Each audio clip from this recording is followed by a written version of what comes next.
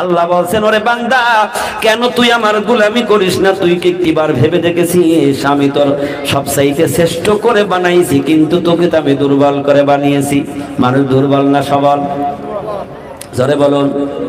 একটা গরুর বাচ্চা হয় 10 মিনিট লাগে না, উঠে দৌড়ায়, দাঁড়িয়ে মার স্তন থেকে দুধ খায়, লাফ দিয়ে দৌড়াদৌড়ি করে, ঠিক না বে ঠিক? ওরে মানুষ, একটু ভাবলি না মার পেট থেকে দুনিয়ায় আসার পর 2.5 বছর পর্যন্ত তুই দৌড়াইতে পারলি না, ঠিক না বে ঠিক? মা যদি কাজ করে শুইয়ে দিয়েছে, ওই অবস্থায় শুয়ে থেকেছি। মা শীত করে শুইয়েছে, উপর হবার শক্তি ছিল না, উপর করে শুয়াইলে শীত হবার শক্তি ছিল না। প্রসাব পায়খানার মধ্যে হাবুডুবু খেয়েছি। ওই অবস্থায় যদি মা তার সন্তানকে যদি ভুলে যেত, ওরে বান্দারা, একটু চিন্তা করলি না তোর পায়খানা প্রসাবের মধ্যে ওইগুলি খেয়ে তোর মৃত্যু হতো? কেউ ঠেকাবার ছিল না, কারণ তুই তো দুর্বল, ঠিক কিনা বলেন? কিন্তু কথাগুলি শেষ আসবে, কিন্তু সেই মারে আমরা কেউ চিনতে পারি না। 3 জন পাহাড়ের গুহার মধ্যে হঠাৎ ঝড়ের এত ধাক্কা, উপর থেকে পাথরগুলি ছিটকায়ে চলে যাচ্ছে। হঠাৎ একটি বড় পাথর গড়াতে গড়াতে সে গুহার মুখটার উপরে দাঁড়িয়ে গেছে। আল্লাহু আকবার বলেন। এত বড় পাথর গুহার মুখ আটকিয়ে গেছে। মনে মনে চিন্তা করছে, যাকগে, বৃষ্টি ঝড় ছেড়ে গেলে ওইটা ধাক্কা দিয়ে ফেলে আমরা বাহির হয়ে চলে যাব। কিন্তু বৃষ্টি থেমে গেছে। এবার একজন আল্লাহর বান্দা পাথরে ধাক্কা দেয়, নড়ে না, একটু নড়ে না। বলে কি সর্বনাশ! 2 জন একসাথে ধাক্কা দেয়, নড়ে না। 3 জন, তাদের 3 জনের শক্তি 6টা হাত দিয়ে পাথরের ধাক্কা মারে, পাথর কিন্তু নড়াতে পারে না। আল্লাহ বলছে, মুমিনের জন্য আমার সাহায্য করা আমি আল্লাহর জন্য ওয়াজিব হয়ে যায়।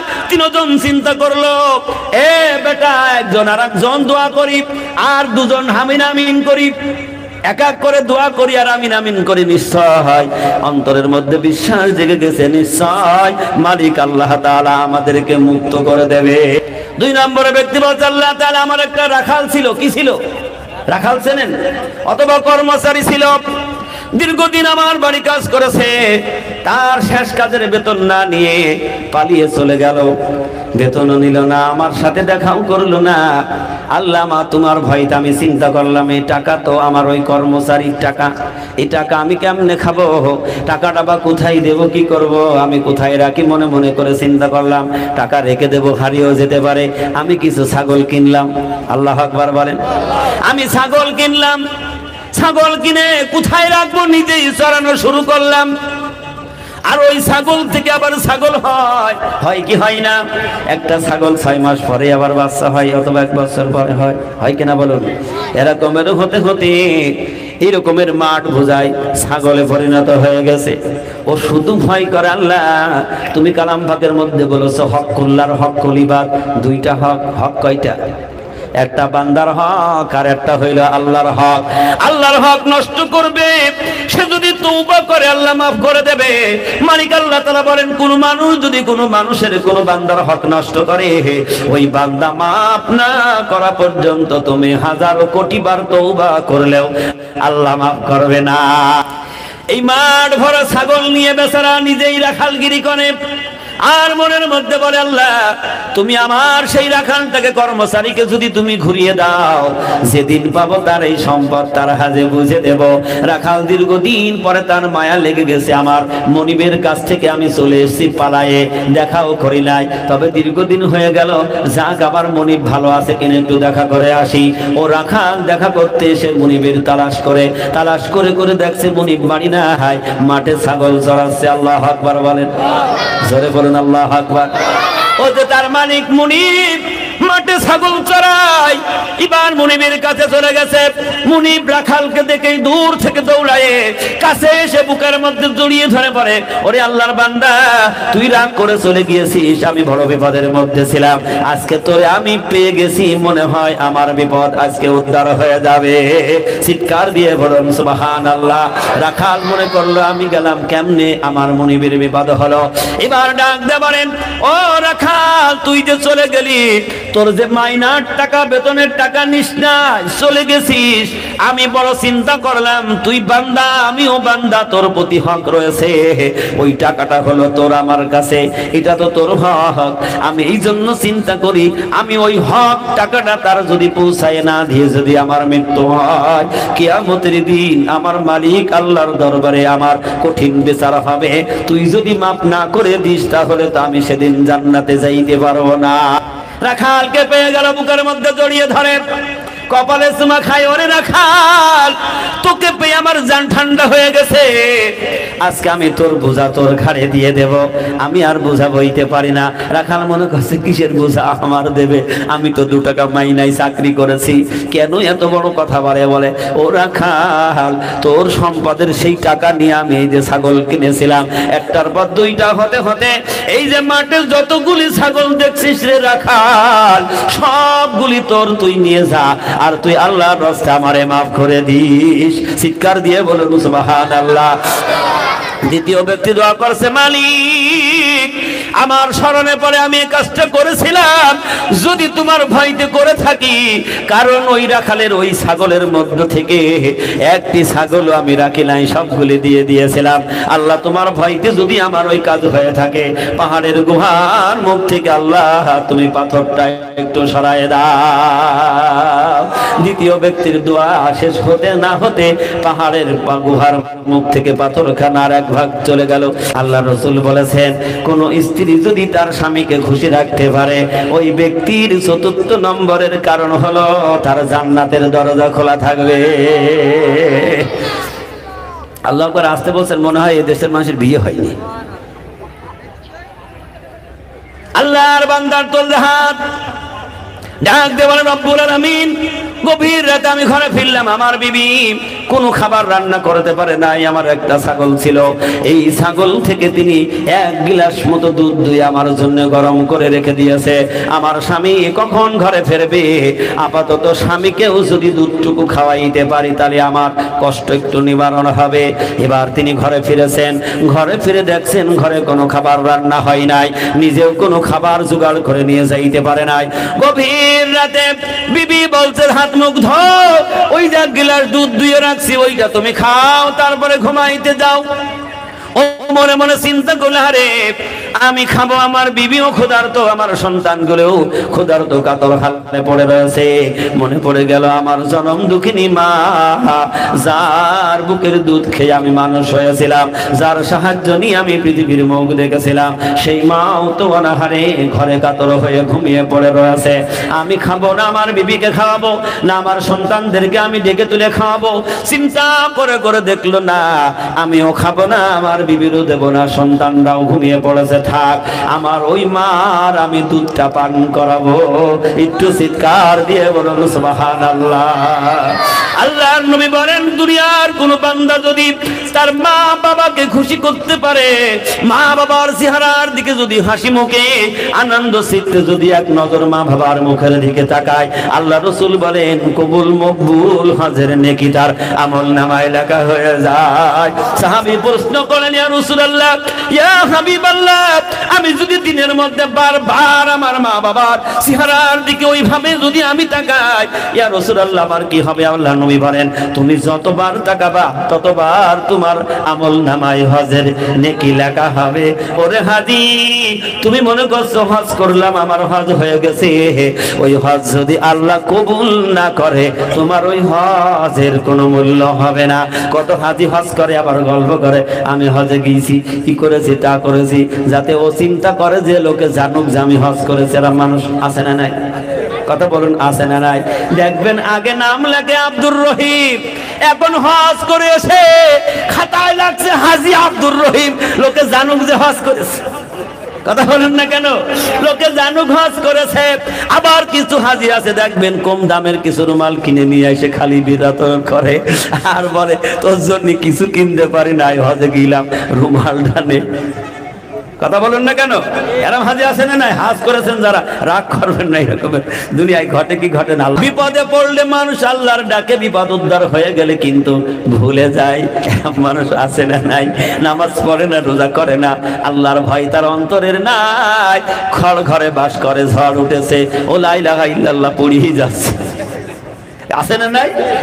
আবার দেখা যাচ্ছে নামাজের ধার ধারে না, বড় ঝড় দেখে ঘরে দাঁড়িয়ে আজান দিয়েছে, আল্লাহ বাঁচাও। ঝড় থেমে গেছে আর মনে নাই। আর মানুষ আছে না নাই? কথা বলেন না কেন? অনেক মানুষ আছে, করোনা এসে গেল, সব মানুষ আল্লাহ আল্লাহ করে, এখন আবার আস্তে আস্তে অবিশ্বাসীরা, বড় বড় নেতারা এক এক জায়গায় দৌড়াইছে ডাক্তারের কাছে, মুসলমানরা মসজিদের কাছে, যারা অন্য ধর্মের মানুষ তাদের ধর্মের কাছে গিয়ে হানা দিল। কেউ রক্ষা করে না, বাঁচে না।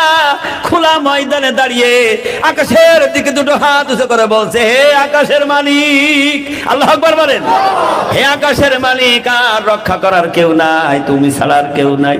বিপদ এসে গেলে ডাকো রে বান্দা, বিপদ সরে গেলে আর মনে থাকে না। আল্লাহ বলছে, ভালো অবস্থায় আর খারাপ অবস্থায় তুমি আরামে থাকো আর দুঃখ থাকো আর সুখে থাকো, যদি তুমি আমি আল্লাহকে ডাক দাও, আমি আল্লাহ তোমার ডাকে সাড়া দেব, আমি তোমাকে ওই বিপদের মধ্যে রাখবো না। ওয়া কানা হাক্কান আলাইনা নাসরুল মুমিনিন। সুবহানাল্লাহ। তাহলে আমরা যারা জান্নাতে বসেছি, জান্নাতে যারা যাবে সহজে তারা জান্নাত থেকে বাহির হবে। জাহান্নামী ওনারা কাঁদতে থাকবে জান্নাতে যাওয়ার জন্য, সেদিন আফসোস করবে, কেটে কেটে পাগল হয়ে যাবে। কারণ জান্নাতের নাজ নিয়ামত জাহান্নামে গিয়েও তারা দেখতে পারবে। হায়রে, এক সমাজে, এক জায়গায়, এক গ্রামে বসবাস করেছি, আর আজকে তারা জান্নাতের মধ্যে কি আনন্দে আছে। যেই ব্যক্তি এক জাররা পরিমাণ ঈমান নিয়ে দুনিয়া থেকে যাবে, সেও একদিন তার ওই সাজা ভোগ করার পর একদিন জান্নাতে যাবে। সুবহানাল্লাহ বলবেন না? সেও কিন্তু একদিন জান্নাতে যাবে। আল্লাহ রাব্বুল আলামিনের সেই জামানায় জান্নাতি ওয়ালারা জান্নাতের মধ্যে সুখ করবে। কেমন রহমান আল্লাহ, একটু খেয়াল করে দেখি। একজন আল্লাহর বান্দা জাহান্নামের মধ্যে পুড়ে পুড়ে শেষ হয়ে গেছে, পুড়ে পুড়ে এমন শেষ হয়ে গেছে, জাহান্নামের তলতে সে এক কোণায় পড়ে রয়েছে। পড়ে থেকে তিনি চিন্তা করলেন, দুনিয়ায় তো পয়গম্বরের কাছে শুনেছি, আল্লাহওয়ালার কাছে শুনেছি, যে ব্যক্তি আল্লাহকে ডাকতে থাকে ওই ব্যক্তি তো সে নাজাত পেয়ে যায়, কারণ দুনিয়ায় তো অপরাধ করেছি, ভুল করেছি। তবে এখন জাহান্নামের মধ্য থেকে একটু চিৎকার মেরে দেখি, আল্লাহ আমার কথা শোনে নাকি? সুবহানাল্লাহ জোরে বলুন। আল্লাহ রাব্বুল আলামিন বলেন, আমার বান্দা যেখানে যেই অবস্থায় আমাকে ডাক দেয়, আমি সাথে সাথে আমার বান্দার ডাকে সাড়া দেই। আল্লাহ তার ইতিহাসগুলি বান্দার কাছে শুনিয়ে কোরআনুল কারীমের মধ্যে সবগুলি বর্ণনা করে আল্লাহ তাআলা শুনিয়েছেন। আল্লাহ ডাক দেয়, বলেন, ও দুনিয়ার মানুষ, আমি আল্লাহ কেমন একটু খেয়াল করো। আমার পয়গম্বর ইউনূস আলাইহিস সালামের দিকে একটু তাকাও। ইউনূস আলাইহিস সালাম যেদিন নদী পার হয়ে উম্মতের প্রতি একটু রাগ করে চলে যাচ্ছে, হুকুম নাই নাই আল্লাহর কাছ থেকে। আল্লাহু আকবার বলেন। সামান্য একটু ভুল, আমি আল্লাহর কাছে হুকুম নেই নাই, উম্মতের প্রতি রাগ হয়ে গেছে। ইউনূস আলাইহিস সালাম দাওয়াত দেয়, উম্মতেরা দাওয়াত মানে না। মনের মধ্যে রাগ করেছে, তোদের কওম থেকে আমি চলে যাব, তোদের কাছে আর থাকবো না। এই যে নিয়ত করে তিনি আল্লাহর বিনা অনুমতি নিয়ে তিনি দরিয়া পার হয়ে চলে যাচ্ছেন। আল্লাহ বলছে, পয়গম্বর, আমি তোমার একটু পরীক্ষা করে নেব। তুমি উম্মতের প্রতি রাগ করে চলে গেল কেন? কারণ তোমাকে আমি রাসূল করে পাঠিয়েছি, তুমি তো দাওয়াত দেবে আর হিদায়াত বানিয়ে দেব আমি আল্লাহ। আল্লাহ তার হাবিব বিশ্ব নবীকে ডাক দিয়ে বলেন, হে পয়গম্বর, আমি আপনাকে পৃথিবীতে দারোগা করে পাঠাই নাই। আল্লাহ তাআলা বলেন, আমি তোমাকে পৃথিবীর মধ্যে পাঠিয়েছি হিকমতপূর্ণ জ্ঞান দিয়ে, বুদ্ধি দিয়ে আমি তোমাকে প্রেরণ করেছি। আল্লাহ পাক কালাম পাকের মধ্যে রাসূলের ব্যাপারে বলছেন, নুদউ সাবিলি রাব্বিকা বিল হিকমাতি ওয়াল মাউইজাতিল হাসানা। ও পয়গম্বর, তোমার কাজ হবে যুক্তি দিয়ে, পরামর্শ দিয়ে, ভালো কথা বলে দ্বীন বুঝিয়ে দেবে, আর ওই দ্বীন মালিক আমি আল্লাহ বানিয়ে দেব। দ্বীন বুঝিয়ে দেওয়ার মালিক হইলাম আমি আল্লাহ, তোমার কাজ শুধু তুমি দাওয়াতটা দেবে। ইউনূস আলাইহিস সালাম পার হয়ে চলে যাচ্ছেন। আল্লাহ তাআলা একটা মাছকে পাঠিয়ে দিল, যা খাবিতে খা, ইউনূসের খা। সুবহানাল্লাহ জোরে বলেন। মাছ এসে লাফ দিয়ে নদীর উপরে নৌকার মধ্য থেকে মাছ সবল দিয়ে নূহ আলাইহিস সালামকে গিলে খেয়ে ফেলেছে, একবারে গিলে খেয়ে ফেলেছে। মাছ নূহ আলাইহিস সালামকে খেয়ে ডুব দিল সাগরের তলদেশে। আবার আরেকটা মাছ চিন্তা করলো, দেখি আমারও তো ক্ষুধা লেগেছে, আরেকটা মাছ সে খাবে। কারণ নদীর মধ্যে বড় মাছ ছোট মাছের খায় কি খাই না? না ওখানে আপনি গম দিয়ে আসেন, না চাউল দিয়ে আসেন, আসেন কেউ খাওয়াই কে? জোরে বলুন কে খাওয়ায়? বিশ্বের মানুষ ছোট্ট একটি পেট নিয়ে গবেষণা করে তারা দুনিয়ায় একটু খাবে, তাই হালাল হারাম সব কিছু মিলিয়ে তারা চলে, কথা বলেন। কিন্তু এত বড় ছোট্ট পেট বেশি খাইতে পারে না। 100 টাকা চালের ভাত খাইলে আর খাইতে পারে না। একটা হাতি কত খায়? একটা তিমি মাছ সাগরের মধ্যে কত খায়? যে এই তিমি মাছের ওজন 6000 টন পর্যন্ত হয়। চিৎকার দিয়ে বলুন না সুবহানাল্লাহ। কিন্তু একদিনও সে মিছিল করলো না, স্লোগান দিল না, আল্লাহ তুমি আমার এত বড় মাছ বানাইছো, আমার খাবার পাই নাই, এ বলে কোনোদিন সংগ্রাম করেছে নাকি? কথা বলেন না কেন? কারণ আল্লাহ রাব্বুল আলামিন কালাম পাকের মধ্যে বলেন, ওমা মিন দাব্বাতিন ফিল আরদি ইল্লা আলাল্লাহি রিজকুহা। আমার আল্লাহ তাআলা বলেন, আসমান থেকে জমিনের মধ্যে আমি যত মাখলুক আমি আল্লাহ সৃষ্টি করেছি, যার রিজিক আছে আমি আল্লাহ তাআলা ঘোষণা দিলাম, প্রত্যেকের রিজিকের মালিক হইলাম আমি আল্লাহ। সুবহানাল্লাহ বলবেন না? রিজিকের মালিক কে? মাছ বলে, আল্লাহ তুমি যখন আমার খাবার খাইতে দাও তাহলে আমি আরেকটা মাছ খাই। এবার ইউনূস আলাইহিস সালামকে যে মাছে খেয়েছে আর একটা মাছ এসে ওই মাছটা আবার খেয়ে ফেলেছে। আচ্ছা বলুন, ইউনূস আলাইহিস সালাম এখন আনন্দের মধ্যে আছে না বিপদের মধ্যে আছে? বড় বিপদ। একটা মাছে খাইলো ভালো, কিন্তু আর একটা মাছে ওর শুদ্ধ খাইয়েছে। ইউনূস আলাইহিস সালাম ওই মাছের পেটের মধ্যে ঢুকে গেলেন, তারপরও কিন্তু অন্তরের মধ্যে একটু ভয় অনুভব করলো না, কারণ তারা ভালোবাসে মালিক আল্লাহ। ভয় করে কার? শুধু ভয় তাদের আল্লাহর, আর দুনিয়ার কোনো ভয় তাদের অন্তরের মধ্যে নেই। তার কারণ হলো তারা কয় নম্বরের ইমানদার? জোরে বলতে হবে, কয় নম্বরের? 1 নম্বরের ইমানদার। আল্লাহ বলছেন, ইউনূস আলাইহিস সালাম মাজারের পেটের মধ্য থেকে ডাক দিলেন, লা ইলাহা ইল্লা আনতা সুবহানাকা ইন্নী কুনতু মিনাজ জালিমিন। ইউনূস আলাইহিস সালাম সাগরের গভীর তলদেশ থেকে যখন ডাক দিলেন, পৃথিবীর কোনো মানুষ টের পাইছে নাকি? কথা বলুন। ইউনূসের এই ডাক আকাশ জমিনের মধ্যে কেউ শোনে নাই। আমার মালিক আল্লাহ তাআলা বলেন, আমার ইউনূসের ডাক আমি শুনেছি, শুনে শুধু আমি আল্লাহ অপেক্ষা করি নাই, সাথে সাথে আমার ইউনূসের ডাকের জবাব দিয়ে দিলাম। ফাস্তাজাবনা লাহু ওয়া নাজাইনাহু মিনাল গাম্মি ওয়া কাযালিকা নুনজিল মুমিনিন। সুবহানাল্লাহ জোরে বলেন। আল্লাহ ইউনূসের ডাক শুনে জবাব দিয়ে দিলেন। এবার মাছের পেটের মধ্যে ব্যথা শুরু হয়ে গেছে। দেখবেন দুনিয়ায় কোনো মানুষের পেটের সমস্যা হয়ে যদি ব্যথা করে, অনেক সময় গালের মধ্যে হাত দিয়ে বমি করার চেষ্টা করে। কথা বলেন। যে আমার পেটটা খালি হইলে আমার ব্যথা অনুভব থেকে আমি বেঁচে যাব, আমার পেটটা খালি হইলে আমার শান্তি আসবে, বমি করার চেষ্টা করে। মাছের পেটের যন্ত্রণা এমন বেড়ে গেছে, মাছ এবার চিন্তা করলো বমি না করলে তো আমার পেটের মধ্যে ব্যথা সহ্য হয় না। মাছ এমন জোরে বমি করলেন, ভিতর থেকে ওই মাছটার পায়গুম্বারটা বেরিয়ে গেলেন। ওই মাছের পেটের মধ্যে এমন যন্ত্রণা শুরু হয়ে গেছে, দৌড়াতেছে দৌড়াতে এমন জোরে দৌড়ায়, দৌড়ায় কিনারের দিকে চলে গিয়ে বমি করেছে। আল্লাহু আকবার বলেন। এমন জোরে মাছ বমি করেছে, আল্লাহর পায়গম্বর ইউনূস আলাইহিস সালাতু ওয়াস সালাম নদীর মধ্য থেকে কিনারে গিয়ে আছড়ে পড়ে গেছে। আছড়ে পড়ে গিয়ে মালিকের দিকে ডাক দিয়ে বলে, মালিক তুমি তো গফুরুর রহিম, তুমি রহমান, তোমার প্রশংসা করে তো শেষ করা যাবে না। ওই নদীর পাড়েই দাঁড়িয়ে আল্লাহর পয়গম্বর ইউনূস আলাইহিস সালাতু ওয়াস সালাম আল্লাহর শুকরিয়া আদায় করার জন্য 2 রাকাত নামাজের নিয়ত করে দাঁড়িয়ে গেলেন। জোরে বলতে হবে সুবহানাল্লাহ। জামানার মুজাদ্দিদ হযরত মাওলানা সুফি মুক্তাদাম গাজী রাহমাতুল্লাহ আলাইহি এই শুকরিয়া আল্লাহর শুকরিয়া আদায় করার জন্য একটা মসজিদে যাবেন, বলবে বাবা ওযু করে 2 রাকাত নামাজ আদায় করো। মসজিদ শেষ হয়ে গেলে, এত বড় নিয়ামতের অধিকারী হয়ে গেলে আল্লাহর শুকরিয়া আদায় করার জন্য আমার 2 রাকাত নামাজ আদায় করো। কিন্তু আমরা মানুষ বলি আল্লাহর এই ব্যাপারটাকেও বুঝতে পারি না, ঠিক না ঠিক? এই জন্য আল্লাহ তাআলা বলেন তুমি আল্লাহর ভয় করো। যে ব্যক্তি আল্লাহকে ভয় করবে, আল্লাহ তাআলা বলেন আমার মুমিন মুমিনা যদি তারা আমার কাছে ভয় করে, আমার কাছে সাহায্য চায়, আমি আল্লাহ তাদের সাহায্য না করে পারি না।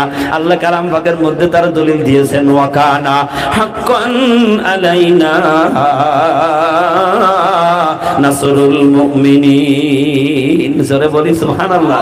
আল্লাহ বলেন মুমিনের জন্য সাহায্য করা আমি আল্লাহর জন্য ওয়াজিব হয়ে যায়। সাহায্য কে করে?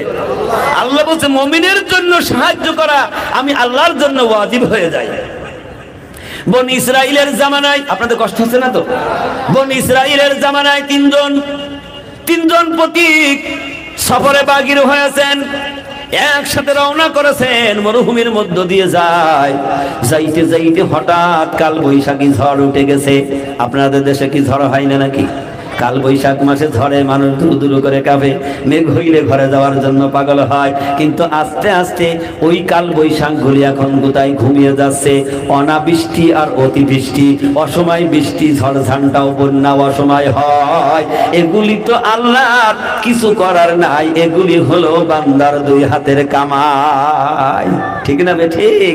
বান্দা যত না ফরমানি করবে আল্লাহ তত বান্দার প্রতি বেজার হবে, আর মাঝে মধ্যে একটু গজব দিয়ে টেস্ট করবে, ঠিক না ঠিক?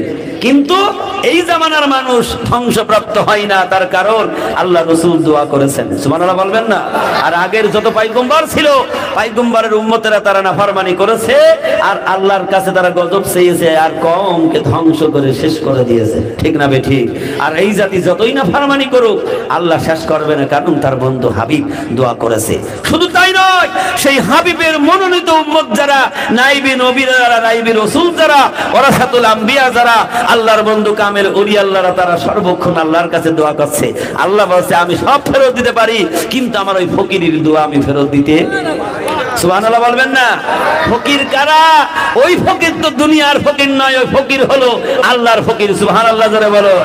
সুফি মুক্তাদাম গাজী রাহমাতুল্লাহ আলাইহি ওই ফকির দপ্তর হাসির কর্ণে বলা কামেল ওলি আল্লাহ, এতে কোনো সন্দেহ নেই। একটু পরীক্ষা করুন, আপনি রিসার্চ করুন, কোরআন রিসার্চ করে দেখুন। হাক্কানাম জামানা জান গাজী রাহমাতুল্লাহ আলাইহি শেষ জামানার তিনি কামেল ওলি আল্লাহ আছেন, এতে কোনো সন্দেহ নেই। কোরআনের মধ্যে যা বলছে আপনি মিলান, একটু পড়ে দেখুন। শুধু নাক শিটকাইলে চলবে না, দূর থেকে যদি মনে করি ও আচ্ছা বলুন, যে ব্যক্তি যত পানিতে নামবে তার শরীরটা তত, কথা বলুন না কেন? কিন্তু পানিতে যে না নেমেছে তার শরীর ভেজবে। মধু বোতলে আছে, মধু খাই নাই, মধুর টেস্ট সে পাবে। যখনই খাবে তখন সে মধুর কি স্বাদ, মধুর টেস্ট সে বুঝতে পারবে। হাইটে চলে যাচ্ছেন সলিমুদ্দির দোকানে, এত বড় বড় রসগোল্লা। আচ্ছা বলুন, আপনি রসগোল্লা জীবনে জিব্বাই লাগাই নাই, ওর কি স্বাদ আছে বুঝতে পারবে? ও লাগেসের মধ্যে, ওই সুকেসের মধ্যে যত স্বাদের মিষ্টি থাকুক, ওর স্বাদ আপনি পাবেন না। যখনই যাই বলবেন বেটাটা মিষ্টি দাও না, একটু খাই, যখনই চামচ দিয়ে কেটে গালে লাগাইবেন তখন বুঝবেন যে সত্যিই তো এই রসগোল্লা তো আসলেই রাজভোগ। আর যে না খেয়েছে সে জীবনে বুঝতে পারবে নাই। রসুলের জামানায় যারা রসুলের কাছে যায় নাই, তারা আসল সোজা রাস্তা, হিদায়াতওয়ালা রাস্তা বোঝে নাই। তারা গুমরাই হয়ে দুনিয়া থেকে জাহান্নামী হয়ে গেছে। আর ওই জামানার মানুষ যারা রসুলের কাছে গেছে, নবীর কাছে তাদের জীবন সারেন্ডার করে দিয়েছেন, নবীর হাতে হাত দিয়ে কালেমা গ্রহণ করেছে, আল্লাহ রসুল দুনিয়ায় থাকতেই তাদেরকে জান্নাতের সার্টিফিকেট হাতে তুলে দিয়েছে। এই জন্যই এখনো আল্লাহর ডাকে যারা সাড়া দেবে না, কামেল ওলি আল্লাহকে চিনবে না, সেখানে যাবে না, প্রকৃত হিদায়াতওয়ালা সে হইতে পারবে না। কারণ হিদায়াত হইতে হলে আল্লাহ তাআলা বলেন আমার হিদায়াতওয়ালার কাছে তোমার যাওয়া লাগবে। যেমন আর একটা উদাহরণ দিয়ে বলি, প্রত্যেকের শরীরের কাপড়ের ময়লা লাগে, লাগে কি লাগে না? কাপড়ে ময়লা লাগে। এই ময়লা কিন্তু আপনি সাফ করতে পারেন না, সাফ করার জন্য বাজারের সাবানের দরকার। কথা বলেন না কেন? বাজারের সাবান লাগবে অথবা ভীম পাউডার লাগবে, আছে তো আপনাদের দেশে? সাবান অথবা পাউডার লাগবে। এখন আপনি মনে করছেন সাবানের মধ্যে অনেক গুণ আছে, শক্তি আছে, ময়লা সাফ করতে পারে, ও সার্ফ এক্সেল পাউডারে ময়লা সাফ করতে পারে, ওর মধ্যে অনেক পাওয়ার আছে। এখন ওই জামার পাউডার ভাঁজ করে আপনার আলমারিতে রেখে দেবেন, শ্বশুর বাড়ি যেদিন যাবেন বের করে পরে যাবেন। আচ্ছা বলুন, বের করার পর জামা পরিষ্কার হবে না ময়লা থেকে যাবে? ও সাবান কিয়ামত পর্যন্ত ওর সঙ্গে রাখলে ও কখনো জামা পরিষ্কার করার শক্তি ওর মধ্যে নাই, কিন্তু ওর মধ্যে পাওয়ার আছে, ময়লা দূর করে দেবে। দূর করার জন্য তৃতীয় একজন ব্যক্তি লাগবে। তুই সাবান দিয়ে পানি দিয়ে ভিজা, ওর উপরে ঘষা দে, তারপরে খাসা দে, তারপরে ময়লা বেরিয়ে যাবে, আয়রন করবি আর জামা গাই দিবি। লোকে দেখলে তুই বাজারে যাবি, তারপরে বলবে কি বেটা খুব মানান পোশাক মনে হয়, শ্বশুর বাড়ি যাবে। আমার আল্লাহ তাআলা বলেন, বান্দা যখন তার গুনার বোঝা মাথায় নিয়ে, কষ্ট হচ্ছে নাকি? গুনার বোঝা মাথায় নিয়ে যখন আল্লাহ ওয়ালার কাছে যাবে, নাইবে নবীর দরবারে যাবে, নাইবে নবী তার কাছে যে নূরের চশমা আল্লাহ দান করেছে, ওই নূরের চশমা তার চোখে লাগিয়ে দিয়ে হিদায়াতের কালেমা পড়িয়ে দেবে, গুনাহগুলি সব মাফ হয়ে যাবে, আর অন্তরটা নূরে নূরান্বিত হয়ে যাবে। আর ফেরেশতা তার জন্য অপেক্ষা করবে, বান্দা আসবি কখন, তোর মেহমান হিসাবে পৌঁছে দেব আল্লাহর বাড়ি। এই জন্য সাবান শক্তি আছে, কিন্তু তৃতীয় মাধ্যম আল্লাহ তাআলা বলছে, এই জন্য তোমরা যাও আমার সত্যবাদীর কাছে যাও, যদি সত্যবাদী হইতে চাও। নিজে নিজে সত্যবাদী হইতে পারবা না। আচ্ছা বলে একটা হাফেজ হয়, এই হাফেজ নিজে নিজে হয় না, উস্তাদের কাছে গিয়ে হয়। কথা বলেন না কেন? একজন মাওলানা হতে হলে আর একটা মাওলানার কাছে গিয়ে লেখাপড়া শিখতে হয়। আপনার দেশে বড় বড় ডাক্তার রয়েছে, ইঞ্জিনিয়ার আছেন, এই ডাক্তার নিজে হয়েছেন, আর একজন ডাক্তারের কাছে গিয়ে তার জ্ঞান অর্জন করে শিখতে হয়েছে। আল্লাহ তাআলা বলছে, বান্দা যদি তোমাকে আল্লাহওয়ালা হতে হয়, তাহলে অবশ্যই আল্লাহওয়ালার কাছে তোমার যাইতে হবে। তো চিৎকার দিয়ে বলি সুবহানাল্লাহ। আল্লাহর নবী বিশ্ব নবীর কাছে যারা গেল, হিদায়াতওয়ালা হয়ে গেল, আর যারা মুখ ফিরিয়ে নিল তারা গুমরাহি হয়ে তারা জাহান্নামে হয়ে গেল। এখনো যদি সঠিক রাস্তা পাইতে চাও, আল্লাহ ডাক দিচ্ছেন, ইয়া আইয়ুহাল্লাযীনা আমানুত্তাকুল্লাহ, হে ঈমানদারেরা আমি আল্লাহকে ভয় করো, ওয়া কুনু মা'আস সাদিকিন, আর আমার সত্যবাদী বন্ধু যারা তাদের অনুসরণ অনুকরণ করো, তাদের কাছে যাও। যদি তোমরা তাদের কাছে গেছো, তোমরা প্রিয় নবী মুহাম্মদুর রাসূলুল্লাহকে পেয়ে গেছো। আবু হুরায়রা রাদিয়াল্লাহু তাআলা আনহু হাদিস বর্ণনা করেছেন। আবু হুরায়রা নিজে বলেছেন, ও শেষ জামানার নবীর উম্মতেরা, তোমরা যারা নবী পাও নাই, তোমরা যদি নাইবে নবী পেয়ে গেছো, তাহলে তোমরা মনে করবে যেন আমি বিশ্ব নবীকে পেয়ে গেলাম। সুবহানাল্লাহ বলবেন না? তোমরা যারা রাসূলের জবানের কালেমা পড়তে পারো নাই, তোমরা নাইবে নবীর জবান থেকে রাসূলের সেই কালেমা তেলাওয়াত করেছো, তোমরা মনে করবা যেন বিশ্ব নবী মুহাম্মদুর রাসূলুল্লাহর জবান থেকে কালেমা তেলাওয়াত করলাম। এ উঠছে কেন? উঠছে কেন? কি হইছে? বসো বসো বসো, দরুদ পড়ি, দরুদ। আল্লাহুম্মা সাইয়্যিদিনা মাওলানা মুহাম্মাদ ওয়া আলা আলিহি সাইয়্যিদিনা মাওলানা মুহাম্মাদ। আল্লাহুম্মা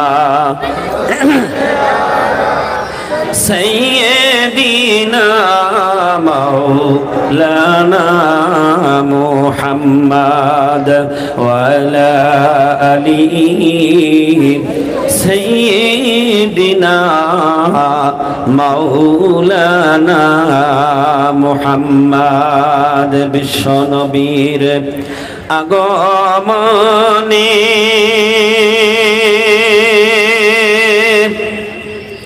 দয়াল নবীর আগমনে সারা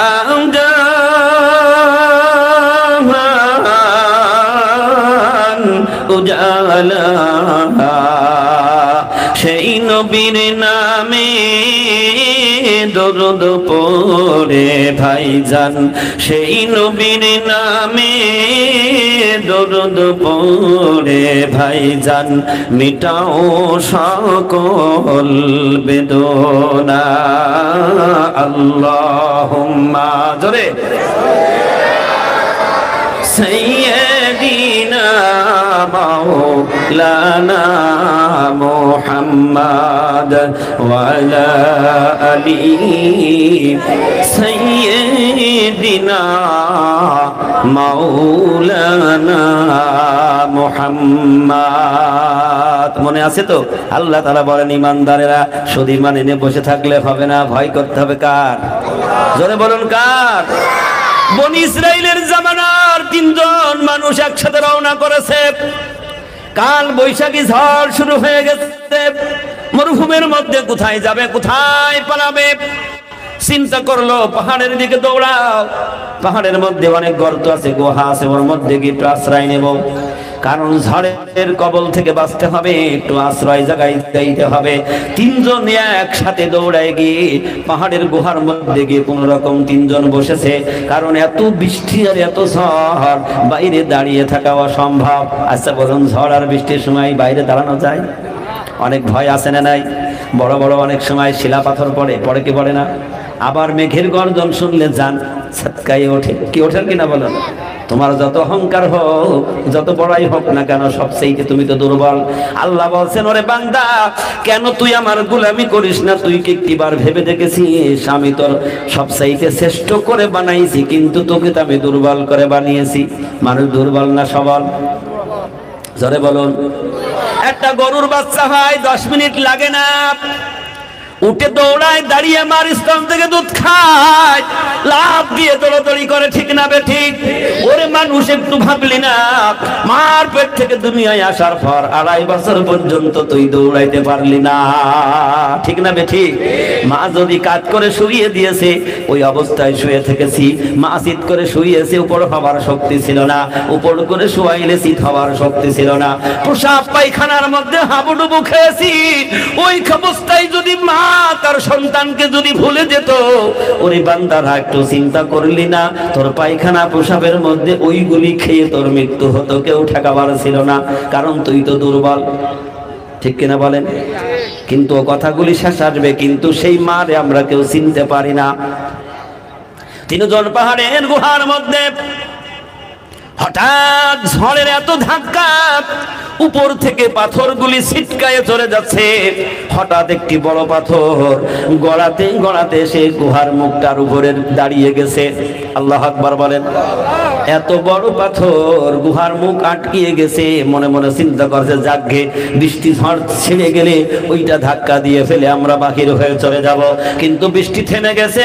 এবার একজন আল্লাহর বান্দা পাথরে ধাক্কা দেয়, নড়ে না, একটু নড়ে না, বলে কি সর্বনাশ। দুজন একসাথে ধাক্কা দেয়, নড়ে না।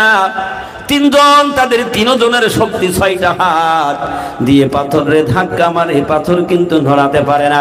আচ্ছা বলুন, এখন বিপদ না আনন্দের সময়? কথা বলতে হবে। বিপদ, এমন বিপদ। তিনজন বলছে, কাছে তো টেলিফোন নেই, মোবাইল নেই, কারণ সেই জামানায় এ মোবাইল আসিল নাকি? ছিল। চিঠি লাগবে কোথায়? খাতাও নেই, কলম নেই, পোস্ট করবে কোথায়? চিঠি লিখতে পারলো তো চিঠির পোস্ট অফিসে যাইতে পারবে না। আর ওই পাহাড়ের মধ্যে তো মানুষ সামনে যায় না, কিন্তু কেউ তাদের চিৎকার শুনবে না। চিন্তা করলো, তিনজনের এর মধ্যে মৃত্যু হবে, বাবা মার মুখ দেখা যাবে না, সন্তানের মুখ দেখতে পারবো না, খবরে জানবে না, এর মধ্যে তিনজন মৃত্যু হবে, শুটকি মাছ হয়ে মরতে হবে। উপায় আছে না নাই? কথা বলেন না কেন? আমি জানি আপনারা পরীক্ষায় লিটার নিয়ে ফেল করবেন। উপায় আছে না নাই? কথা বলুন না কেন? উপায় আছে, উপায় আছে। আল্লাহ রাব্বুল আলামিন ডাক দিয়ে বলছেন, বান্দা, আমার কোন বান্দা যদি আমার দিকে আধা হাত আগিয়ে আসে, আমি আল্লাহ তার দিকে এক হাত আগিয়ে যাই। সুবহানাল্লাহ বলুন, আর একটু জোরে বলুন সুবহানাল্লাহ। আমার বান্দা যদি আমার দিকে হেঁটে অগ্রসর হয়, আমি আল্লাহ তার দিকে দৌড়ায় যাই। আমার বান্দা যদি আমার দিকে দৌড়ায়, আমি বিদ্যুতের গতির চাইতেও ওই বান্দার দিকে দৌড়ায় যাই। সুবহানাল্লাহ। আমার বান্দা যদি কোনো মজলিসে বসে আমি আল্লাহকে ডাক দেয়, আমি আল্লাহ তাআলা বান্দা তোর চাইতে বড় মজলিসের মধ্য থেকে আমি আল্লাহ তোরে স্মরণ করি। আল্লাহ বলছেন ফাযকুরুনি আযকুরুকুম ওয়াশকুরুলি ওয়ালা তাকফুরুন। তোমরা আল্লাহর স্মরণ করো, আল্লাহ তোমার স্মরণ করবে। কোরআনের কথা, সুবহানাল্লাহ বলেন। তিনজন চিন্তা করলে এখন বড় মুসিবতের সময়, আমাদের দুনিয়ায় আর কেউ নেই, আছে কে? জোরে বলতে হবে, কে আছে? বিপদে পড়লে মানুষ আল্লাহর ডাকে বিপদ উদ্ধার হয়ে গেলে কিন্তু ভুলে যায় মানুষ আছে না নাই, নামাজ পড়ে না, রোজা করে না, আল্লাহর ভয় তার অন্তরের নাই, খড় ঘরে বাস করে, ঝড় উঠেছে, ও লা ইলাহা ইল্লাল্লাহ পড়িয়ে যাচ্ছে, আছে না নাই? আবার দেখা যাচ্ছে নামাজের ধার ধারে না, বড় ঝড় দেখে ঘরে দাঁড়িয়ে আজান দিয়েছে, আল্লাহ বাঁচাও। ঝড় থেমে গেছে আর মনে নাই আর মানুষ আছে না নাই? কথা বলেন না কেন? অনেক মানুষ আছে, করোনা এসে গেল, সব মানুষ আল্লাহ আল্লাহ করে, এখন আবার আস্তে আস্তে অবিশ্বাসীরা, বড় বড় নেতারা এক এক জায়গায় দৌড়াইছে ডাক্তারের কাছে, মুসলমানরা মসজিদের কাছে, যারা অন্য ধর্মের মানুষ তাদের ধর্মের কাছে গিয়ে হানা দিল, কেউ রক্ষা করে না, বাঁচে না। খোলা ময়দানে দাঁড়িয়ে আকাশের দিকে দুটো হাত উঁচু করে বলছে, হে আকাশের মালিক, আল্লাহু আকবার বলেন, হে আকাশের মালিক, আর রক্ষা করার কেউ নাই, তুমি ছাড়া আর কেউ নাই। বিপদ এসে গেলে ডাকরে বান্দা, বিপদ সরে গেলে আর মনে থাকে না। আল্লাহ বলছে, ভালো অবস্থায় আর খারাপ অবস্থায় তুমি আরামে থাকো আর দুঃখ থাকো আর সুখে থাকো, যদি তুমি আমি আল্লাহকে ডাক দাও, আমি আল্লাহ তোমার ডাকে সাড়া দেব, আমি তোমাকে ওই বিপদের মধ্যে রাখবো না। ওয়া কানা হাক্কান আলাইনা নাসরুল মুমিনিন। সুবহানাল্লাহ। আল্লাহ বলছে, মুমিনের জন্য আমার সাহায্য করা আমি আল্লাহর জন্য ওয়াজিব হয়ে যায়। তিনজন চিন্তা করলো, এ বেটা, একজন আর একজন দোয়া করি, আর দুজন আমিন আমিন করি, এক এক করে দোয়া করি আর আমিন আমিন করি, নিশ্চয় অন্তরের মধ্যে বিশ্বাস জেগে গেছে, নিশ্চয় মালিক আল্লাহ তাআলা আমাদেরকে মুক্ত করে দেবে। প্রথম নাম্বারে তিনি বলছে, আমি একটু দোয়া করি, তোরা দুজন হাত তুলে আমিন আমিন কর। কারণ কার দোয়া কবুল হবে? অনেক সময় অনেক নেতাজি মনে করেন আমি দোয়া করলাম বোধহয় কবুল হয়ে গেল, কিন্তু না রে না, তোর দোয়া যদি কবুল না হয়, এমন একজন আল্লাহওয়ালা তোর সাথে হাত তুলে আমিন বলেছে, আমার আল্লাহ তাআলা ওই হাতের ওসিলায় সকলের দোয়া মঞ্জুর করে দেয়। কারণ যে যত আল্লাহকে ভালোবাসবে, আল্লাহ তাকে ভালোবাসে। সুবহানাল্লাহ করে বলতে হবে। এর অনেক ইতিহাস রয়েছে, সেদিকে যাব না, অনেক লম্বা সময় লেগে যাবে। তিনজন এবার চিন্তা করলো, দেখ, আমরা যদি আল্লাহর ভয়তে কোনো কাজ করে থাকি, ওই কাজের ওসিলায় আল্লাহর দিকে মন রুজু করে ডাক দে। আল্লাহু আকবার বলেন। প্রথম নম্বরে যিনি হাত তুলেছেন তিনি একজন যুবক ছিলেন। আল্লাহু আকবার বলেন। এই যুবক প্রথম তিনি হাত তুলেছেন, আল্লাহর দরবারে হাত তুলে ডাক দিচ্ছে, মালিক, আমি একদিন আমার চাচার বাড়ি বেড়াইতে গিয়েছিলাম। চাচার বাড়ি গিয়ে দেখলাম আমার চাচার একটা কন্যা সন্তান ছিল, তার চেহারা ছিল চাঁদের মতো উজ্জ্বল, এত সুন্দর আকৃতি তার চেহারা ছিল। তার চেহারার দিকে তাকাই আমার মন তার দিকে আকৃষ্ট হয়ে গেল, আমার মনের মধ্যে আগুন লেগে গেল, আমার ওই বোনকে পাইতে হবে। মৌলানা সাহেব ঘুমাচ্ছে না? ঘুমাচ্ছে? ঘুমালে ঝাঁকি দেবেন, কোনো ঘুম চলবে না। কি ঘুম চলবে? কারণ বলেন, ঘুমাইলে তো সব হারিয়ে যাবে। ও চিন্তা করলাম আমার বোনকে আমার কাছে পেতে হবে, কি করে পাবো? প্রস্তাব দিলেন, বোন নাখোশ করে দিলেন। ও চিন্তা করলো, অনেক লোক দেখাবো, সোনা দানা টাকা পয়সা দেব, কোন মতে আমার রাজি করায় আমার কাছে নিতে হবে। এরকম অনেক লম্বা ঘটনা। ও তার বোনকে টাকা পয়সা সোনা দানার অনেক লোক দেখায় যখন রাজি করে ফেললো। আল্লাহু আকবার বলেন। এবার দুজন এক জায়গায় হয়ে গেছে, তাদের প্রস্তাব সবকিছু রেডি। দুনিয়ার মধ্যে তার কুমন্ত্রণা, তাকে আমার পাইতে হবে। এবার বোন তার চেহারার দিকে তাকিয়ে বলছে, ভাই তুমি আমাকে এমন জায়গায় ডেকেছো, পৃথিবীর মানুষ কেউ জানে না, কেউ জানবে না, কিন্তু আমার মনে বড় ভয় হয় তুমি তার প্রতি ভয় করো। এক আল্লাহর চোখের ফাঁকি কেউ দিতে পারে না। তুমি আমার দিকে হাত বাড়াইও না, সরে যাও। তুমি আল্লাহকে ভয় করো, খবরদার তুমি আমার দিকে হাত বাড়াইও না। কারণ ওই মালিক তোমাকেও দেখতে পায়, আমাকেও দেখতে পায়। পৃথিবীর সবার চোখের ফাঁকি দেওয়া যায়, কিন্তু আমার মালিক আল্লাহর চোখের ফাঁকি কেউ দিতে পারে না। বোনের কথা মতো ভাই থমকে দাঁড়িয়ে গেলেন। বোন বলছে, ভাই সারা জীবন তো দুনিয়ায় থাকা যাবে না, দুনিয়া একদিন ছেড়ে চলে যেতে হবে না। আপনারা এই জায়গার নাম কি জানো? নিমদিকির মানুষ থাকবে নাকি? কেউ আছে যে তার 500 বছর হায়াত এখনো বেঁচে আছে? আর মানুষ আছে কেউ? সবার চলে যেতে হবে। কি বুড়ো, কি যুবক, কি ছোড়া, কি যুবতী, এটা দেখবে না আল্লাহ। আল্লাহ বলেন, ইযা জাআজালুহুম লা ইস্তাখিরুনা সাতাও ওয়ালা ইস্তাকদিমুন। সময় এসে যাবে, 1 সেকেন্ড দেরি হবে না, 1 সেকেন্ড আগেও তার মৃত্যু হবে না। ডাক এসে গেলে এই দুনিয়ার রঙ্গমঞ্চ ছেড়ে সবার একদিন চলে যেতে হবে। মন ডাক দে বলে, ভাই দুনিয়া সারা জীবন থাকা যাবে না, দুনিয়ার খায়েশ মিটাইয়ে লাভ কি? অনন্তকালের জন্য যেখানে যাইতে হবে সেই দিনের কথা একটিবার চিন্তা করো। কারণ তার শাস্ত্র গুণ আল্লাহ বলা ছিল, তার ভয় ছিল কার? জোরে বলুন কার? আল্লাহ বলছে, ওর ওসিলায় আমি ওর একটু আগাইছি, কারণ ওরে হিদায়াতওয়ালা বানিয়ে দেবো। সুবহানাল্লাহ, জোরে বলুন। কারণ ও ভালো মানুষ, তার লোভে পড়ে সে আগিয়ে গেছে। বোনের কথা মতো থমকে দাঁড়িয়ে গেলেন। ওখানে দাঁড়িয়ে বোন বলে, ও ভাই তুমি যা এ পর্যন্ত করেছো আল্লাহর কাছে খালেস তওবা করে নাও, আল্লাহ মাফ করে দেবে। আমার আল্লাহ কোরআনুল কারীমের মধ্যে সেই কথাটা স্পষ্ট করে শুনিয়ে দিয়েছেন, লা তাকনাতু মির রাহমাতিল্লাহ, ইন্নাল্লাহা ইয়াগফিরুয যুনুবা জামিআ, ইন্নাহু হুয়াল গফুরুর রহিম। আল্লাহ বলছে, বান্দারে নৈরাশ হইও না, ফিরে যেও না। তুমি ওই উহুদ পাহাড় পরিমাণ অত বড় ভারী বোঝার মতো গুনাহ করেছো, ফিরে আসো, খালেস তওবা করো। আমি আল্লাহ তাআলা তোমার তওবা কবুল করে নিয়ে তোমার জিন্দেগীর গুনাহগুলি আমি আল্লাহ তাআলা মাফ করে দেব। এত আস্তে সুবহানাল্লাহ। আল্লাহ বলেন তোর গুনাহ মাফ হয়ে যাবে। 3 নম্বরের ব্যক্তি দোয়া করছে, আল্লাহ আমি তোমার ভয়তে ওই কঠিন দুনিয়ার মায়াজাল থেকে ফিরে এসেছিলাম, তওবা করেছিলাম মালিক।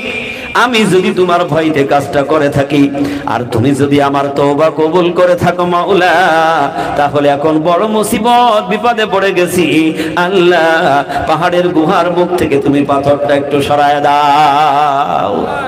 তাও আস্তে সুবহানাল্লাহ। পাথরটা একটু সরিয়ে দাও। দোয়া শেষ হতে না হতে 1 ভাগ পাথরটা সরে গেল। আর জোরে বলুন সুবহানাল্লাহ। 2 নম্বর ব্যক্তি বলছে, এবার আমি একটু দোয়া করি, তোরা আমিন বল, সুবহানাল্লাহ বলেন। 2 নম্বরের ব্যক্তি দোয়া করছে, মালিক হায় আল্লাহ তাআলা, আমি তোমার এমন কোন বুজুর্গ নেককার বান্দা নই, কিন্তু আমি যদি তোমার ভয়তে কোনো কাজ করে থাকি আল্লাহ, তুমি সেই কাজের ওসিলায় তুমি আমাদের মাফ করে দাও। এবং এই বিপদ মুসিবতের সময় পাহাড়ের গুহার মুখ থেকে পাথরখানা একটু সরায় দাও। সময় ফুরিয়ে যাবে, 10টা তো বেজে গেল, 10:30। আল্লাহ রাব্বুল আলামিন এই বান্দা হাত তুলেছেন, আর 2জন আমিন আমিন করছে। আচ্ছা, বিপদে পড়লে দিল নরম হয়, তখন চোখে পানি এসে যায়, কথা ঠিক না বেঠিক? আমার মালিক আল্লাহ তাআলা বলে, বান্দা যখন হাত তোলে, এই বান্দা হাত তুলে যখন তার চোখের পানি ছেড়ে দেয়, আল্লাহ নিজে বলেছেন ওই বান্দার চোখের পানি তার নাকের নরম জায়গা পর্যন্ত পৌঁছাবার আগে আমি মালিক আল্লাহ তাআলা তারে মাফ করে দেয়। 2 নম্বর ব্যক্তি বলছে, আল্লাহ তাআলা আমি কি নেক আমল করেছি আমার জানা নেই, ভালো কাজ কতটুকু করেছি তাও তো আমার মনে পড়ে না, কিন্তু আমি তো একটা কাজ করেছি। কি শুনছে কেন ভাই?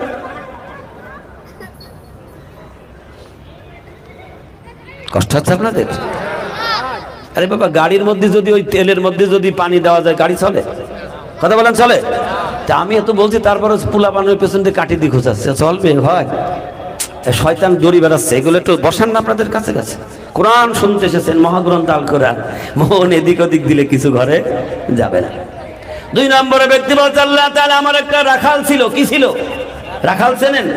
অথবা কর্মচারী ছিল, দীর্ঘদিন আমার বাড়ি কাজ করেছে, তার শেষ কাজের বেতন না নিয়ে পালিয়ে চলে গেল। বেতনও নিল না, আমার সাথে দেখাও করলো না। আল্লাহ মা, তোমার ভয়তে আমি চিন্তা করলাম, এই টাকা তো আমার ওই কর্মচারীর টাকা, এই টাকা আমি কেমনে খাবো? টাকাটা বা কোথায় দেব, কি করব, আমি কোথায় রাখি? মনে মনে করে চিন্তা করলাম, টাকা রেখে দেবো, হারিয়েও যেতে পারে। আমি কিছু ছাগল কিনলাম। আল্লাহু আকবার বলেন। আমি ছাগল কিনলাম। ছাগল কিনে কোথায় রাখবো, নিজেই চড়ানো শুরু করলাম। আর ওই ছাগল থেকে আবার ছাগল হয়, হয় কি হয় না? একটা ছাগল 6 মাস পরে আবার বাচ্চা হয়, অথবা 1 বছর পরে হয়, হয় কিনা বলুন? এরকমের হতে হতে এরকমের মাঠ বোঝায় ছাগলে পরিণত হয়ে গেছে। ও শুধু ভয় করে, আল্লাহ তুমি কালাম পাকের মধ্যে বলেছো হকুল্লাহর হকুল ইবাদ, 2টা হক। হক কয়টা? একটা বান্দার হক আর একটা হইল আল্লাহর হক। আল্লাহর হক নষ্ট করবে, সে যদি তওবা করে আল্লাহ মাফ করে দেবে। মালিক আল্লাহ তাআলা বলেন, কোন মানুষ যদি কোন মানুষের কোন বান্দার হক নষ্ট করে, ওই বান্দা মাফ না করা পর্যন্ত তুমি 1000 কোটি বার তওবা করলেও আল্লাহ মাফ করবে না। তার হলো আল্লাহর ভয়। কার ভয়? কারণ ইমানদার ইমান আনলে চলবে না, ভেতরে কি থাকতে হবে? এই জন্য আল্লাহ তাআলা বলেছেন, ইয়া আইয়ুহাল্লাযীনা আমানুত্তাকুল্লাহ, হে ঈমানওয়ালারা তোমরা আমি আল্লাহকে ভয় করো। কারে ভয় করবে? আল্লাহকে ভয় করো। এই মাঠ ভরা ছাগল নিয়ে বেচারা নিজেই রাখালগিরি করে, আর মনের মধ্যে বলে, আল্লাহ তুমি আমার সেই রাখালটাকে, কর্মচারীকে যদি তুমি ঘুরিয়ে দাও, যেদিন পাবো তার এই সম্পদ তার হাজে বুঝে দেব। রাখাল দীর্ঘদিন পরে তার মায়া লেগে গেছে, আমার মনিবের কাছ থেকে আমি চলে এসেছি পালায়ে, দেখাও করি নাই। তবে দীর্ঘদিন হয়ে গেল, যাক আবার মনিব ভালো আছে কিনা একটু দেখা করে আসি। ও রাখাল দেখা করতে এসে মনিবের তালাশ করে করে দেখছে মনিব বাড়ি না, হায় মাঠে ছাগল চড়াচ্ছে। আল্লাহু আকবার বলেন, জোরে বলেন আল্লাহু আকবার। ও যে তার মালিক মুনিব মাঠে ছাগল চড়ায়, এবার মুনিবের কাছে চলে গেছে।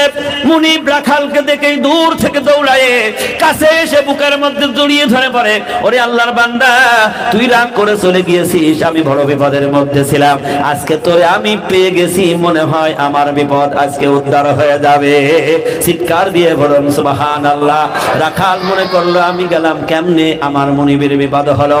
এবার ডাক দিয়ে বলেন, ও রাখাল, তুই যে চলে গেলি, তোর যে মাইনার টাকা, বেতনের টাকা নিস না, চলে গেছিস। আমি বড় চিন্তা করলাম, তুই বান্দা আমিও বান্দা, তোর প্রতি হক রয়েছে, ওই টাকাটা হলো তোর আমার কাছে, এটা তো তোর হক। আমি এই জন্য চিন্তা করি, আমি ওই হক টাকাটা তার যদি পৌঁছায় না দিয়ে যদি আমার মৃত্যু হয়, কিয়ামতের দিন আমার মালিক আল্লাহর দরবারে আমার কঠিন বিচার হবে। তুই যদি মাফ না করে দিস, তাহলে তো আমি সেদিন জান্নাতে যাইতে পারবো না। এরম হক নষ্টকারী মানুষ আছে না নাই? দেখবেন অনেক পিতা আছে, ছেলে 1টা মেয়ে হলো 5টা। আপনাদের দেশে এরম হয় না? না সমান সমানও হয়, হয় কি হয় না? 1 ছেলে 1 মেয়ে, এখন এরম বেশি হচ্ছে নাকি? আগে অনেক সন্তান, এখন বলছো বেশি আর দরকার নেই, ডিজিটাল যুগ, একটাই যথেষ্ট। কথা বলেন না কেন? দেখবেন মেয়ে 5টা, ছেলে 1টা। ও বেসা ইমানদার, মসজিদের সামনের কাতারে নামাজ পড়ে, বলছে কবে মরে যাই জানি না, জামাইগুলি সব ফাঁকি দিয়ে নিয়ে যাবে, চল একটা টিপ দিই। কি আছে না নাই? আপনাদের দেশে এরকম অনেক জায়গায় ওকে ঘটে, মেয়ে জামাইয়ের ফাঁকি দিয়ে ছেলের নামে লিখে দিয়ে যাচ্ছে। আল্লাহ বলছে, বান্দার হক নষ্ট করেছে, তুমি যতই হাজি সাজো, কিয়ামতের দিন না দাঁত হবে না। রাখালকে পেয়ে গেল, বুকের মধ্যে জড়িয়ে ধরে, কপালে চুমা খায়, ওরে রাখাল, তোকে পেয়ে আমার জান ঠান্ডা হয়ে গেছে, আজকে আমি তোর বোঝা তোর ঘাড়ে দিয়ে দেব, আমি আর বোঝা বইতে পারি না। রাখাল মনে করছে কিসের বোঝা আমার দেবে, আমি তো 2 টাকা মাইনাই চাকরি করেছি, কেন এত বড় কথা বলে। ও রাখাল, তোর সম্পদের সেই টাকা নিয়ে আমি এই যে ছাগল কিনেছিলাম, একটার পর 2টা হতে হতে এই যে মাঠে যতগুলি ছাগল দেখছিস রে রাখাল, সবগুলি তোর, তুই নিয়ে যা, আর তুই আল্লাহর রাস্তায় আমারে মাফ করে দিস। চিৎকার দিয়ে বলুন সুবহানাল্লাহ। দ্বিতীয় ব্যক্তি দোয়া করছে, মালিক আমার স্মরণে পড়ে আমি এই কাজটা করেছিলাম, যদি তোমার ভয়তে করে থাকি, কারণ ওই রাখালের ওই ছাগলের মধ্য থেকে একটি ছাগলও আমি রাখি নাই, সবগুলি দিয়ে দিয়েছিলাম। আল্লাহ তোমার ভয়তে যদি আমার ওই কাজ হয়ে থাকে, পাহাড়ের গুহার মুখ থেকে আল্লাহ তুমি পাথরটা একটু সরায় দাও। দ্বিতীয় ব্যক্তির দোয়া শেষ হতে না হতে পাহাড়ের গুহার মুখ থেকে পাথরখানা আর 1 ভাগ চলে গেল, থাকলো 2 ভাগ। কয় ভাগ? 2 ভাগ থাকলো। তৃতীয় ব্যক্তি দোয়া করবে, বলছে তোরা দোয়া করলে 2 ভাগ গেল, দেখে আমি একটু দোয়া করি, এবার তোরা আমিন আমিন কর। 3 নম্বরের ব্যক্তি হাত তুলেছে, চোখের পানি ছেড়ে দিলেন, আল্লাহু আকবার বলেন। ডাক দিয়ে বলে, মালিক আমি কি কাজ করেছি না করেছি তুমি ছাড়া পৃথিবীর কোনো মানুষ জানে না। আচ্ছা বলুন, আপনি গুনাহ করেন না নেকির কাজ করেন, সবচাইতে বেশি জানে কে? জোরে বলুন। অন্ধকারে গুনাহ করবেন জানবে আমার আল্লাহ, আধারে চুরি করবেন জানবে আমার আল্লাহ। তৃতীয় ব্যক্তি দোয়া করেছে, মালিক আই আল্লাহ তাআলা আমি এমন একটা কাজ করেছি আমার স্মরণে পড়ে, আল্লাহ তুমি জানো আমি গরিব মানুষ, আমার সংসারে সব সময় অভাব লেগে থাকতো, আমি যদি কোনো কিছু রোজগার করে নিয়ে ঘরে যাইতাম, এর থেকে আমার সংসার চলতো, যেদিন কামাই করতে পারি না অনাহারে থেকেছি। আল্লাহু আকবার বলেন। আগের জামানার মানুষ বড় অভাবে ছিল, কথা বলুন ঠিক কিনা বলেন। এখন কিন্তু এরকমের অভাব আর পাওয়া, কথা বলেন কি পাওয়া যায়? যেমন কোন মানুষ বলতে পারবেন একটা ভিখারি, সেও 1 দিন 2 দিন না খেয়ে থাকে না, এরকম কোন ইতিহাস পাওয়া যায় না। সেও 3 বেলা খায়, ভালো খাক আর মন্দ খাক, ঠিক না বেঠিক? আগের মানুষ দিনের পর দিন খানা পায়নি, এরকম ইতিহাস ছিল কি ছিল না বলুন? কথা বলুন না কেন? আপনার কথা বলতে কষ্ট হচ্ছে না ভয় পাচ্ছে? কোনো ভয়ের কারণ নেই, ভয় করার একমাত্র মালিক হলো আল্লাহ। আল্লাহ ছাড়া কারোর উপরে ভয় করার কোনো দরকার নেই, ঠিক না বেঠিক? কারণ মুমিন মুমিনাতের জিম্মাদারি সাহায্যকারী একমাত্র মহান আল্লাহ রাব্বুল আলামিন। জোরে বলতে হবে সুবহানাল্লাহ। 3 নম্বরের ব্যক্তি দোয়া করছে, রব্বুল আলামিন সারাদিন ঘুরেছি, আমার ঘরে কোনো খাবার ছিল না, কাজ পাই নাই, সারাদিন ঘুরে ঘুরে গভীর রাতে আমি ঘরে রওনা করেছি, বাড়ি যাব, ঘরে কোনো খাবার রান্না হয়নি। আমার বিবি আমাকে অনেক ভালোবাসতো, মহব্বত করতো। এখন এরকমের ভালোবাসা বিবি আছে তো? স্বামী আর স্ত্রীর মধ্যে ভালোবাসা আছে? কথা বলেন আছে? খুব কম, খুব কম। একটু হাবা জাবা হলেই গালি দেয়, মারপিট করে, এরকম স্বামী আছে না নাই? কথা বলেন না কেন? আবার বিবি যদি জমিদারের মেয়ে হয়, স্বামী যদি গরিব হয় নবাব বসিরুল্লাহর মতো, কথা বলেন না কেন?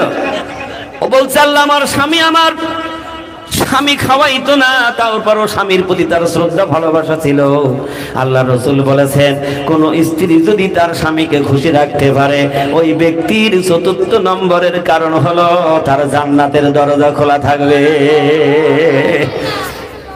আল্লাহ আকবার আসতে বলছেন, মনে হয় এই দেশের মানুষের বিয়ে হয়নি। আল্লাহর বান্দার তলদে হাত, ডাক দিয়ে বলেন, রব্বুল আলামিন গভীর রাতে আমি ঘরে ফিরলাম, আমার বিবি কোনো খাবার রান্না করতে পারে নাই। আমার একটা ছাগল ছিল, এই ছাগল থেকে তিনি 1 গিলাস মতো দুধ দুই আমার জন্য গরম করে রেখে দিয়েছে। আমার স্বামী কখন ঘরে ফিরবে? আপাতত স্বামীকেও যদি দুধটুকু খাওয়াইতে পারি, তাহলে আমার কষ্ট একটু নিবারণ হবে। এবার তিনি ঘরে ফিরেছেন, ঘরে ফিরে দেখছেন ঘরে কোনো খাবার রান্না হয় নাই, নিজেও কোনো খাবার জোগাড় করে নিয়ে যাইতে পারে নাই।